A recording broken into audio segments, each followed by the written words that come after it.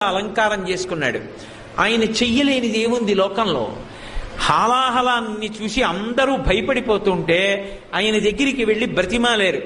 అందరూ హాలాహలం తరువుకొచ్చేస్తోంది, కాల్చేస్తోంది అని భయపడి చని కైలాసముజొచ్చి శంకరుడి వాసద్వారముంజేరి ఈశుని దవ్వారిగులు అడ్డుపడ్డ తలమంచుంజొచ్చి కుయ్యో ముర్రో విను మాలింపుము చిత్తగింపుము దయన్ వీక్షింపుమన్ చంబుజానన ముఖ్యుల్కని రక్తరక్షణ కళా సంరంభునిన్ శంభునిన్ అంటారు పోతన గారు.